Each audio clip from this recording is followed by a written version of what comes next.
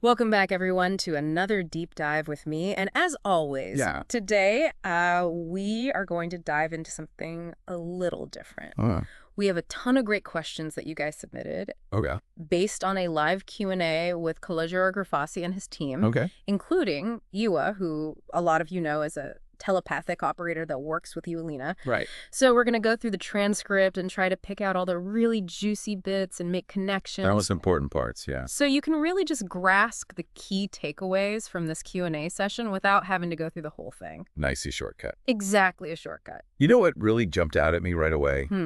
This whole shift with Calogero's YouTube channels. Yeah. Seems like there's some strategic repositioning happening. You're right. There have been some changes announced. Yeah. They said that their second Polish channel, which was originally called Seszci Bedosik, is now Academia in Casadsio Primal Porad. Wow, that's a mouthful. And from what they said, it sounds like it's going to be all about training. Oh, interesting. Like how to do client sessions, research sessions, and even broader training. So for people who are interested in really getting into the details of their methods, this is the channel to follow. Exactly. And it's really interesting why they made this change, right? Right. They said that they initially created this backup channel because they were concerned about potential censorship on platforms that aren't Russian due to the whole situation with Russia and Ukraine. Oh, right, right. But then because they didn't see that censorship actually happening, they decided to repurpose the channel and use it to create this training academy instead. Smart move. Yeah, why have a channel just sitting there doing nothing, right? Exactly. Exactly. So now it's going to be focused on training, which I think is a good direction for them. Absolutely. Gives a sense of their priorities, more structured educational content. Yeah. Deeper understanding within their community. Yeah, I like that. And of course, you can't talk about this community and this Q&A without mentioning Ewa. Of course. She plays such a central role. As you guys know, she works as a telepathic operator with Ewelina during the sessions. Yeah. So naturally, a lot of people in the Q&A had questions specifically for her. Makes sense. They wanted to understand what it's like from her perspective. Yeah, they have that role. Exactly. And I think for our listeners, getting that glimpse into her work is probably fascinating. Yeah, definitely. So one question that someone asked Ewa directly was, what does hypnosis feel like for you? Her answer was so interesting. What did she say? She described it as like this state of lightness, almost like you're entering a totally different reality. Yeah. She mentioned feeling really free and at ease, and she said that feeling comes almost instantly when she closes her eyes. Immediately. What do you think about that? That's amazing to me, that immediacy. Yeah. And that feeling of freedom. It makes you wonder about the potential we all have for these profound shifts in consciousness. Right. And how accessible they might actually be. Right, if you can just close your eyes and boom, you're there. Exactly. Exactly. Another question that came up a lot was about dreams. Oh, yeah. Specifically recurring dreams. You know those dreams that keep coming back over and over again? Makes you wonder what they mean. Exactly. Someone asked about the meaning behind recurring dreams, and Ewa's response was interesting. Oh, what did she say? She said that it's very likely that everything in our dreams holds some significance. But to get a truly personalized understanding, you really need a dedicated session. Okay. Which I think makes sense because dream symbolism is often very personal. Right. You might have universal archetypes and things like that. Yeah. But the specific meaning for you in your life would need deeper exploration. Right. Like, what does that symbol mean to you specifically? Exactly. But she did give a general point. She said that recurring dreams, they often indicate unresolved issues. Oh, that's interesting. So if you're experiencing those recurring dreams, maybe it's a sign to pay attention. To something that's maybe being overlooked? Yeah, like your subconscious is trying to tell you something. Yeah, like, hey, pay attention to this. Over and over again until you figure it out. I like that I'm going to start paying more attention in my dreams. Me too. So on a totally different note, Calogero and Jolanta were asked why they didn't do the live Q&A on the new Academy channel. Yeah. And I thought their explanation was pretty interesting. Yeah, they were very strategic about it. It's all about channel building, right? Yeah, it really highlights how much work goes into creating a successful online presence. They said that they need to build up the algorithm and get more visibility for this new channel. Okay. So they encouraged everyone to watch the live stream on the Academy channel specifically small. to help boost its growth. Yeah, it's like a behind-the-scenes look at how these online platforms actually work. Right. It's not just magic. You have to put in the effort to make it grow. Mm. And, even established creators like them, they still need to put in that work when they're building a new platform. It's a constant process. Yeah. You have stops. Now let's get back to Ewa's work. Okay. Because someone asked her a really interesting question about the differences she perceives when working telepathically with Calogero versus Ewelina. I wonder. It's fascinating to think about how energy and intention might differ between practitioners. Yeah, like, do they have different vibes? Exactly. So she mentions sensing a very powerful energy from Calogero. Wow. And she described his words as being definitive. Definitive. So it seems like she feels a real strength and directness from him. Interesting. Yeah, it makes you think about how different people project their energy and how that can be picked up by others. And how some people's energy might just feel more powerful or more direct. Yeah, I wonder if it's something you can cultivate. Maybe. Or if it's just kind of inherent. Could be both. Possibly. So then talking about Ewelina, Ewa really emphasized the deep trust they've built, because they've been working together for so long. Okay. And she highlighted Ewelina's ability to catch those really subtle details that Ewa herself might miss when she's in that altered state during the session. Oh, because she's so focused on the telepathy. Right. And I think that really speaks to the power of teamwork and having those complementary strengths. Yes, if they balance each other out. Exactly. And she was really clear about how much she values working with both of them. Okay. She called them fantastic individuals and said it's a pure pleasure to work with them both. Oh, that's so nice. It's always good to see that kind of positive sentiment in a team, Right. It creates a good working environment. Exactly. And you can really feel that energy in their work. It probably comes through in the sessions too, right. That positive energy. Now, Calogero also talked about the differences between leading a session with Ewa as the operator versus translating for another facilitator. And he was very emphatic about how different those roles are for him. Interesting. He said there are two things that are completely impossible to compare. Wow. So when he's working as an operator, his intuition plays a huge role. But when he's translating, it requires this laser-sharp, rational focus. Oh, wow. And he said it's way more mentally taxing. I can imagine constantly switching between languages. Right, and he said that he actually feels more tired after sessions where he's translating than when he's doing sessions in his native languages. So it's a different kind of energy expenditure. Exactly. And, it makes you realize how much mental effort goes into things like simultaneous translation. Yeah, it's a whole different skill set. Definitely. Now moving on. Okay. There was a really unusual question that came up. Oh, what was that? Someone asked about a supposed worldwide Lucifer welcome. Oh. That was going to happen on April 20th. That's kind of a strange question. Yeah, Jolanta was very straightforward in her response. She just said, I have energetic protection and I'm not feeling any negative influence. Good for her. Yeah, Calogero had a much stronger reaction, though. Did he? Yeah, he didn't hold back. He called it nonsense. Oh, wow. And then he shared his personal story about growing up as a Jehovah's Witness and how he was exposed to all these predictions about the end of the world as a child, which caused him a lot of fear and distress. Oh, wow. I can imagine. Yeah, he really wanted to emphasize how harmful these fear-mongering tactics can be. Yeah, it's important to call those things out. Especially because those kinds of predictions never actually come true. Yeah, they never do. So he was really trying to make the point that it's not worth getting caught up in that fear. It's so important to be critical of those kinds of claims. Right, and he even joked that his birthday, April 15th, is a much more important date to remember. He's got a good sense of humor. Right. Turning a serious topic into something lighthearted. Yeah, and I think the real takeaway for everyone is to focus on your own energy and your inner state. Rather than those external predictions. Right. You have control over your own energy field. Exactly. Okay, so moving on, they talked about a new advanced training program. Right, they're creating. Oh, wow. For people who have already completed the basic hipno-telepathic operator training. Okay, so it's for people who are already familiar with the basics. Right, it's like the next level. Cool. And it sounds like they're really going to dive deep into the core concepts. Interesting. So they said the aim is to help people answer those fundamental questions themselves. So it's about empowering people to become more independent.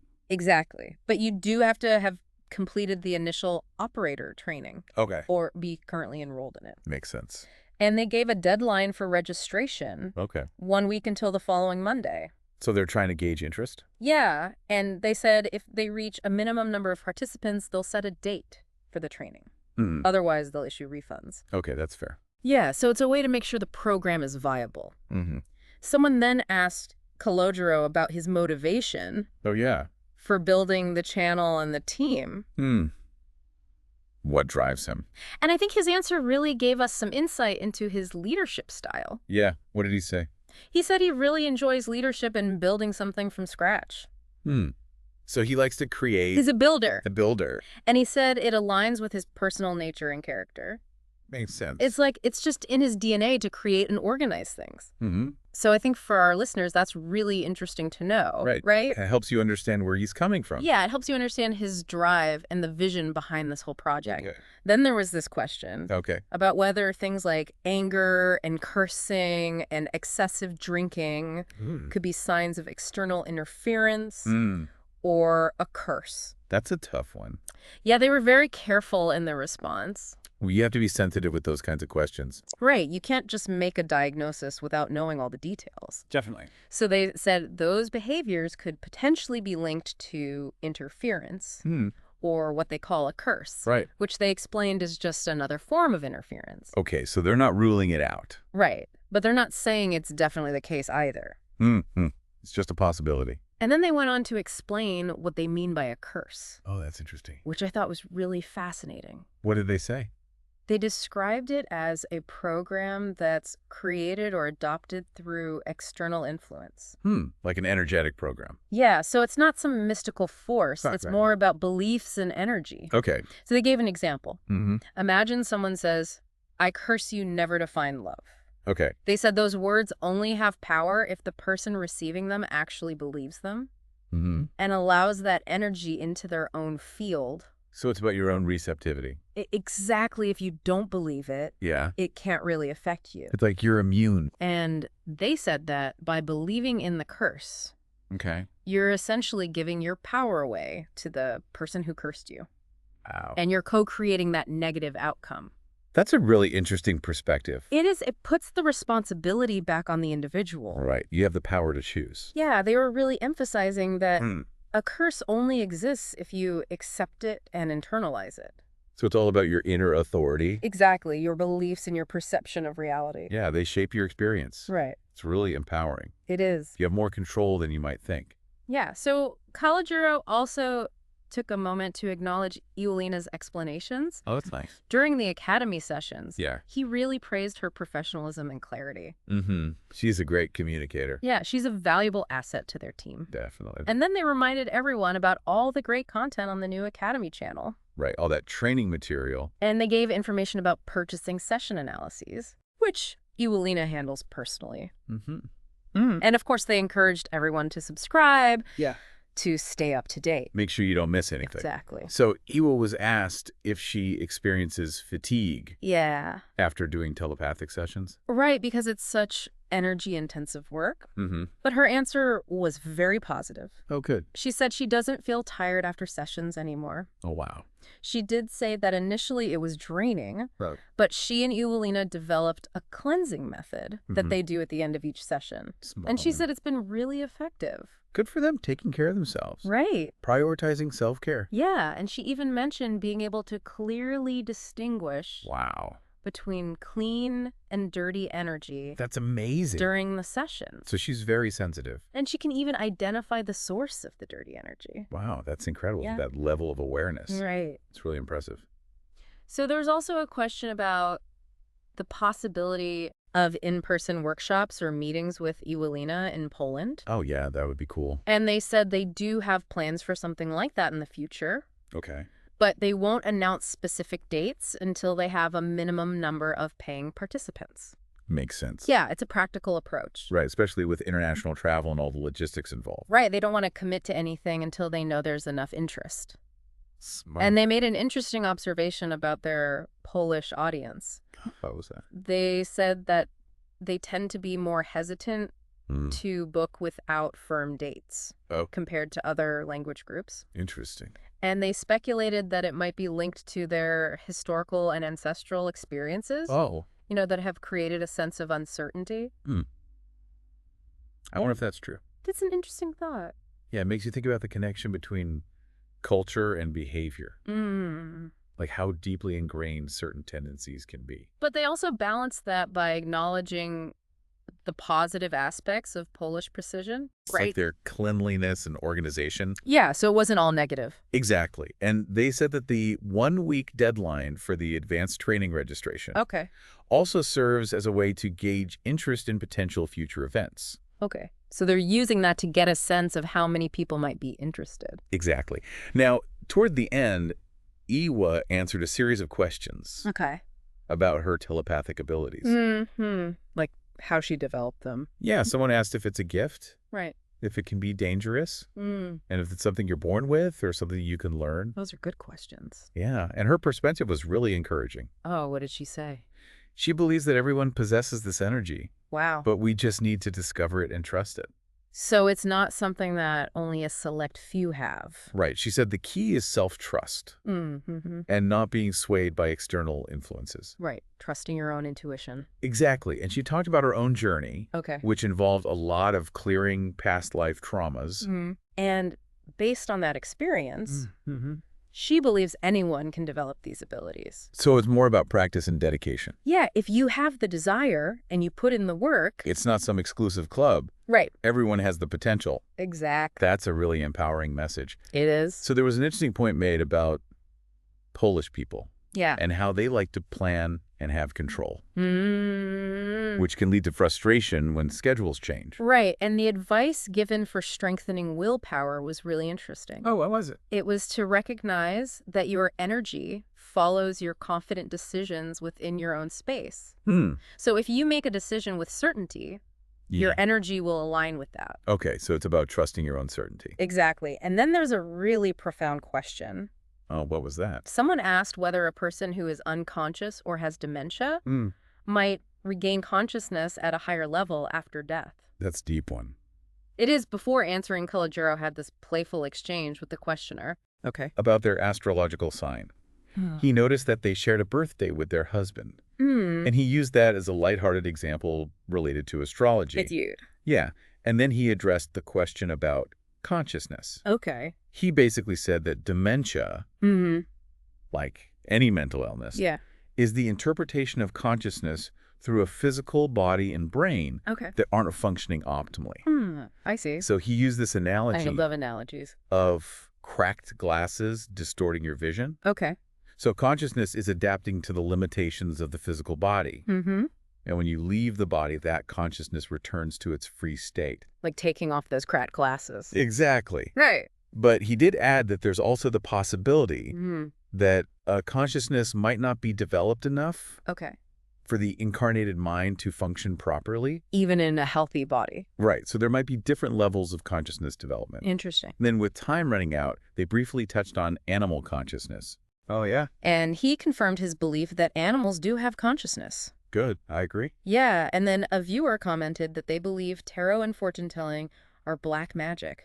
And that they can hinder or steal energy. They didn't really engage in a debate about that. Mainly for the best. Yeah, it's probably just a time constraint. Makes sense.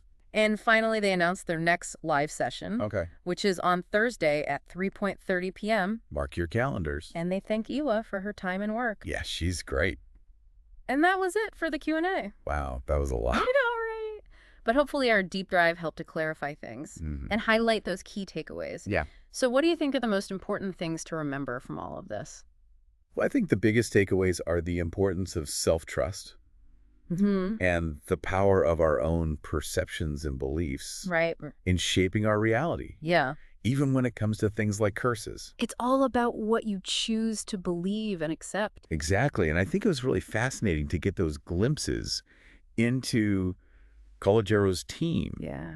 And their different approaches to their work. Right. And their dynamics. Yeah. Like, remember how Owa described hypnosis as this feeling of lightness and freedom? Yeah, it was beautiful. It makes you realize what's possible. Right. And Calogero's story about those fear-based predictions, It's a powerful reminder of how much those things can affect us. Especially as children. Right. And how important it is to be critical of them. Yeah. And I think that central idea that your belief system is your strongest protection against negative external influences. That's so important to remember. It really is. It's all about your inner authority. Yeah, taking back your power. So we really hope this exploration has given you some new ways of thinking. Yeah. And maybe some aha moment. Maybe you're questioning some of your own beliefs or you're inspired to explore your own intuition. It's all about that self-discovery. Exactly. So what resonated with you the most? Yeah, what stood out to you?